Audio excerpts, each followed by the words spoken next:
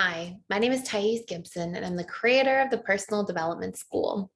This is your daily breakthrough video, and in this video, I want to talk to you a little bit about what to do if you are communicating your boundaries and yet somebody continuously disrespects them.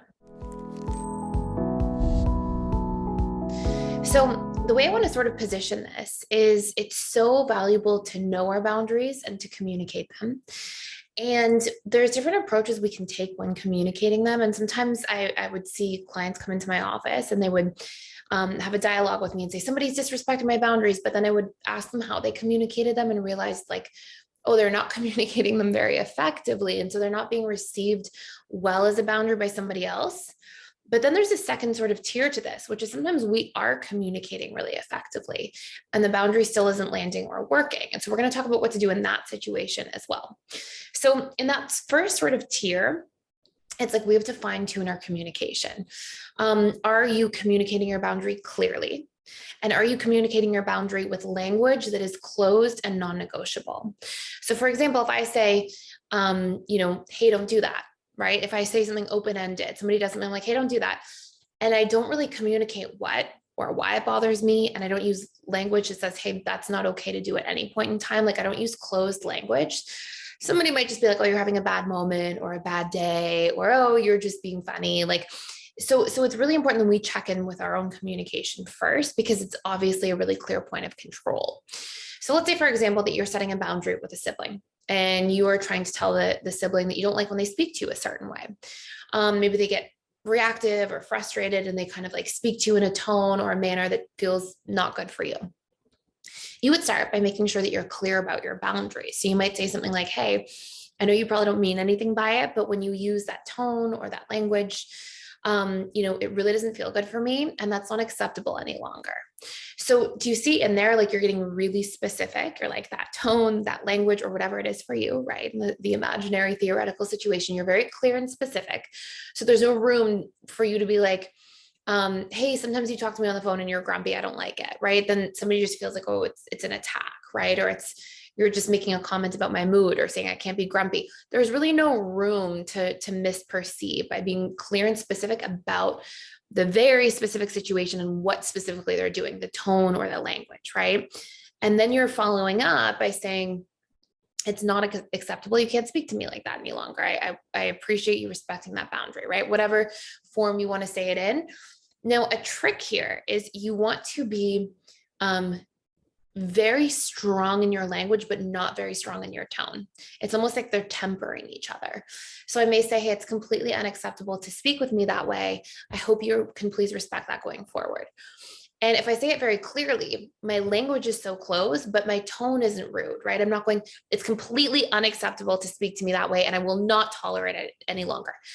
That's like asking for an argument, right? And especially, I don't know if you noticed at the very beginning, I kind of started out by building an olive branch. Like it's another good little hack. It's like you start off by saying something like, hey, you may not mean anything by it, but so I'm like not there being on the attack. I'm giving you kind of benefit of the doubt, but then being really clear, really specific, using closed language without a strong tone.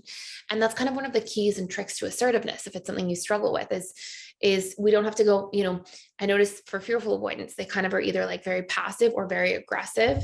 DAs are often passive aggressive and APs can be either or, but sometimes more just passive than anything else. And actual assertiveness, like healthy, secure assertiveness, often is very clear, very specific, giving somebody benefit of the doubt, and then using strong language while tempering your tone. And that works very well as an approach. Okay.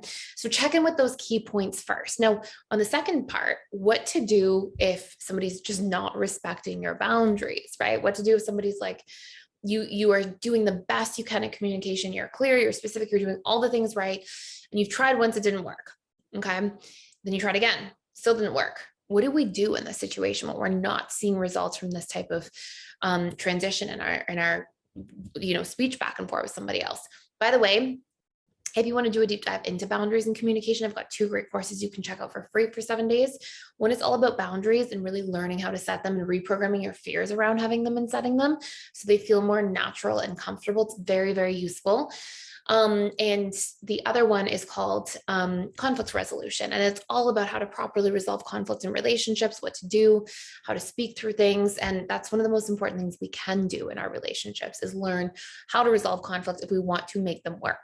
It's like one of the number one features that's required to getting past the power struggle of any romantic partnership.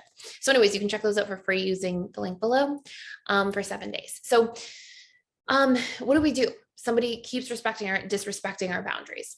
I generally, in close relationships, believe in giving people benefit of the doubt. Maybe somebody misunderstood me. Maybe they got defensive. Maybe they're having a really bad day.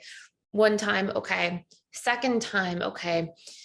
If by a third time you've communicated, and I'm assuming this is like you're a very close person in your life, a romantic partnership, a best friend, a sibling, a parent, one of your children, somebody you're very close to, and you're not seeing the boundary respected, well, then we no longer set boundaries in situations, we set boundaries with people.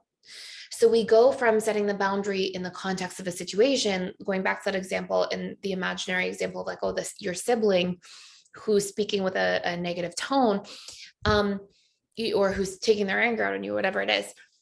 Instead of doing that, you realize, okay, like I'm not really getting my needs met, and boundaries are pretty sacred things. Like if you have a boundary, it's probably for a very good reason. So if you communicate once, twice, 3 times, then maybe I talk to that person less on the phone about the things that they tend to get frustrated with me at for, take their anger out on me around.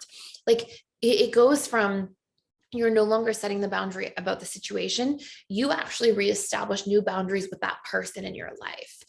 And it may be around types of discussions you have, frequency of discussion you have, how often you talk on the phone, for how long, how often you see them in person, how much time you spend over text, like whatever your situation is where your boundary is not getting respected, then you take a small step back and reassess and reestablish your boundaries in the relationship to that person.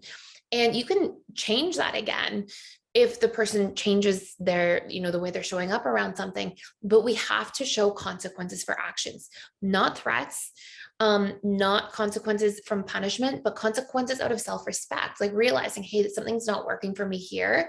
I have to pull back in some way and set different boundaries because that's how I still show up and care for myself. And it's a very important part of self-care. So I made you a follow-up video about how to communicate those consequences as well.